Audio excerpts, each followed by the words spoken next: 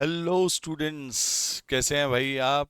आज financial management and business data analytics का paper हुआ है और मैं सीए मनोज शर्मा से faculty at MEPL for management financial management. भाई तो मैं आपके लिए एक रिव्यू लेकर के आया हूँ कि चलो ठीक है, 30 मार्क्स का तो क्या ही था।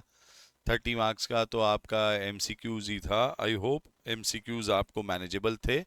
Most of the MCQs manageable थे। क्वेश्चन बैंक जिन लोगों ने भी सॉल्व करके गए हैं MCQ का, तो उनके लिए बहुत कंपैरेटिवली आसान हुआ होगा MCQ को सॉल्व करना। रही बात, अब क्वेश्चंस की बात करते हैं। तो क्वेश्चंस में बेटा देख लो, फटाफट आ जाओ सेक्शन बी में। क्वेश्चन तो पहला तो क्वेश्चन थ्योरी क्वेश्चन था कि व्हाट इज कमर्शियल पेपर, जैसा कि कल मैंने काय में आप जा करके बूस्टर सेशन में देख सकते हैं कि भाई कमर्शियल पेपर कल पढ़ कर के जाना। CP क्या होता है ये पढ़ के जाना, कल बूस्टर के आखिरी क्वेश्चन में कहा है।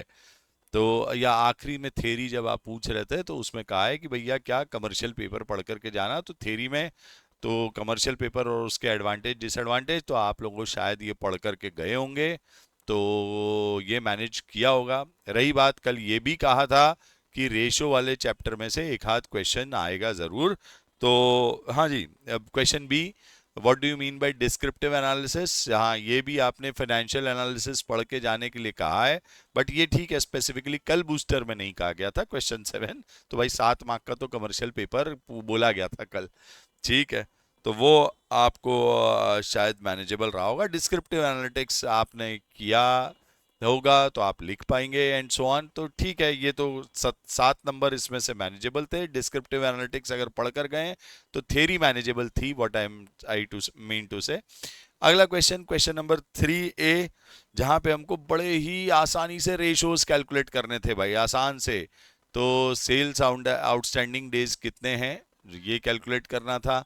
Interest coverage ratio, that is EBIT divided by interest. Debt coverage ratio, तो या डेट रेशो, तो debt divided by total asset. तो inventory turnover ratio, that is turnover divided by average inventory. और earning per share, that is NI divided by net income available to equity share holder divided by आपके number of equity shares. तो earning per share निकाल देनी थी। तो बहुत सारी information दे रखी है। आई थिंक रेशो का ये problem one of the simplest problem जो हम लोगों ने क्लास में, कल तो हम डिस्कस नहीं किए थे रेशो बूस्टर में, बट अपने क्लास में ये वाला क्वेश्चन हुआ है, रेगुलर क्लास में ये क्वेश्चन हुआ। तो ये भी शायद मैनेजेबल, स्टूडेंट्स जो रेशो पढ़ कर गए हैं मैनेज कर पाए होंगे। अगला क्वेश्चन आपको क्या, non bankrupt class of firms, NBFC या non bankrupt class of firm, certain firm is extracted from financial, you are required to Altman Z score model. हाँ, ये थोड़ा सा क्वेश्चन भाई जेड स्कोर मॉडल पे था। तो ये क्वेश्चन ट्रिकी था, जिन्होंने करके गए होंगे। ये कल भी हम लोग डिस्कस नहीं कर पाए, बट क्लास में डिस्कस किया रेगुलर में। बट ये question, yes this question was somewhat tricky, somewhat. जो लोग पढ़कर Z score model and all पढ़कर गए होंगे वही इस चीज को 3B को एड्रेस कर पाए होंगे। तो ओवरऑल अभी तक जो क्वेश्चन है, क्वेश्चन नंबर 3 तक ऐसा बोल सकते हैं कमर्शियल पेपर मैनेजेबल था, रेशियोज मैनेजेबल थे। बट एक डिस्क्रिप्टिव एनालिटिक्स पढ़कर गए होंगे तो मतलब हर क्वेश्चन में एक क्वेश्चन पार्ट मैनेजेबल दिख रहा है, एक पार्ट थोड़ा सा ट्रिकी दिख रहा है। Question number 4, common size statement again से कल डिस्कशन में बूस्टर सेशन में हम लोगों ने कि ये डिस्कस किया था कि अगर कैश फ्लो काय में पूछ लिया है, कैश फ्लो काय में पूछ लिया, आपको अकाउंट्स में पूछ लिया है, तो कैश फ्लो तो यहाँ नहीं आएगा। तो फिर आपको कॉमन साइज स्टेटमेंट या फंड फ्लो, तो चलिए कॉमन साइज स्टेटमेंट पूछ लिया।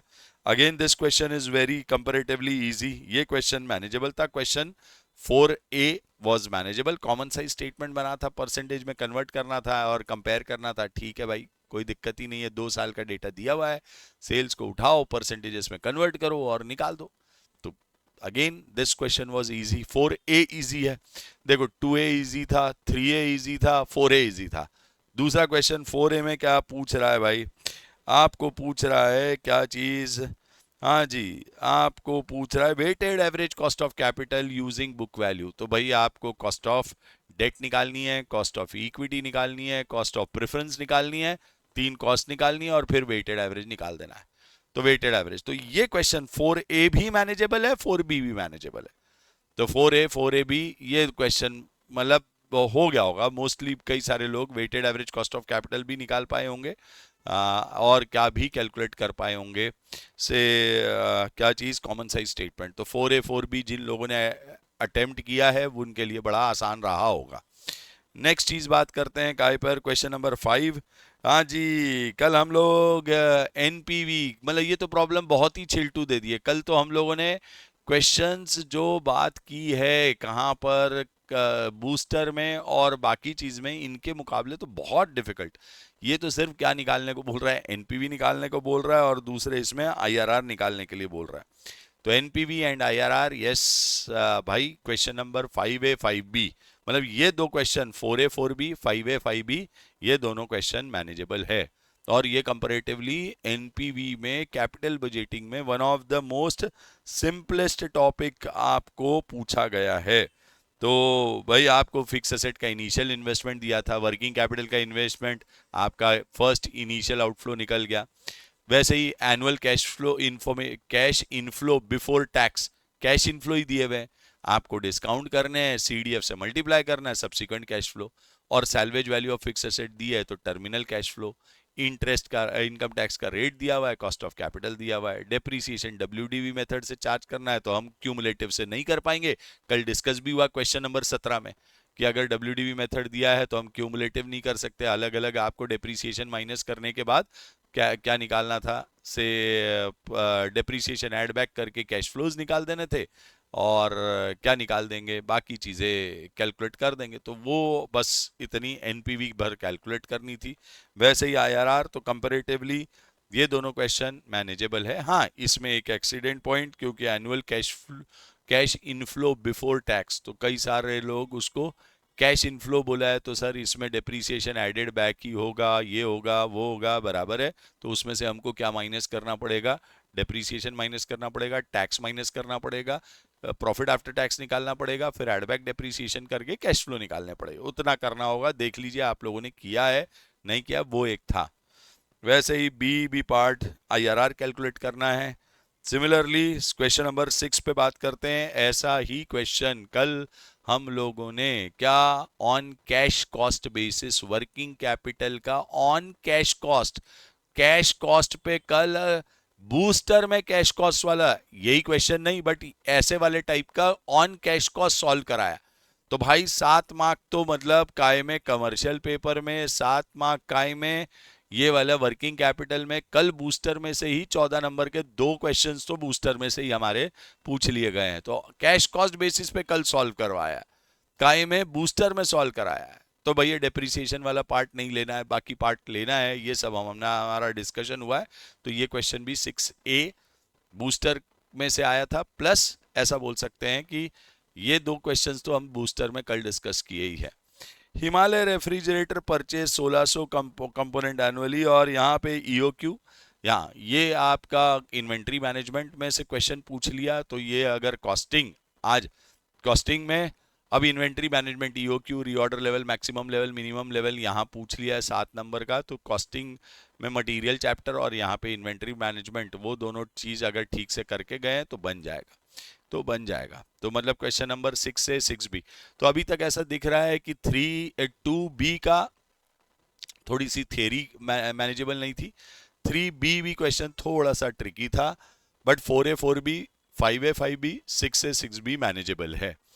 तो और लास्ट पार्ट क्वेश्चन नंबर 7 जो बात करते हैं, तो क्वेश्चन नंबर 7 में आपको क्या करना है, कैलकुलेट करना है भाई। तो आपको ये क्वेश्चन में capitalisation rate of risk class to which of the, हाँ ये question, what will be the market price of share निकालनी है। अगर डिविडेंड डिक्लेयर किया तो, अगर डिविडेंड है तो डिविडेंड पॉलिसी चैप्टर में से ये क्वेश्चन आया था 7A में से। अगेन जो लोग डिविडेंड पॉलिसी करके गए होंगे वो मैनेजेबल लगा होगा, नहीं करके गए हैं तो ऑब्वियस बात है, क्योंकि आखिरी में जाते तक डिविडेंड पॉलिसी जाते तक अपना दिया बुझ जाता है। तो ये एक क्वेश्चन कई सारे लोगों को ट्रिकी लगा होगा। एंड रही बात अल्फा फार, हाँ जी, यहाँ तो आपको degree of operate doll, degree of financial leverage and combined leverage निकालना था। तो यहाँ अर्निंग बिफोर टैक्स निकालनी है। तो क्वेश्चन नंबर 7B मैनेजेबल था।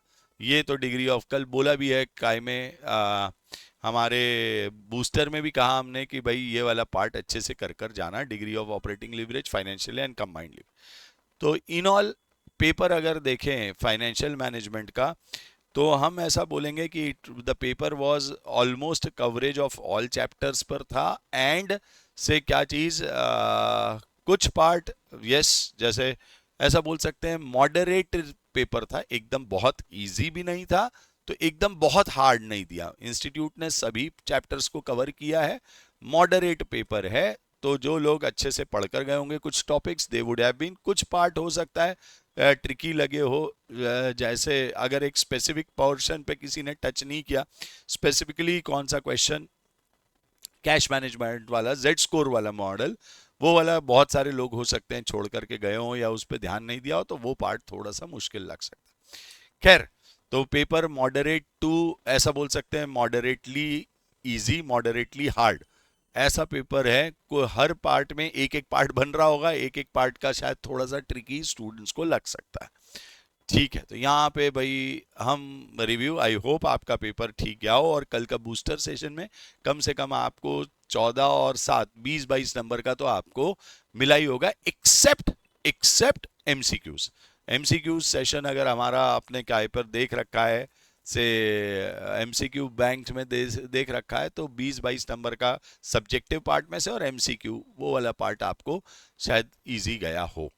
Thank you so much, signing off from MEPL। भाई लोग कोई बात नहीं, अब अगले पेपर पे कंसंट्रेट करते हैं, आ जाओ।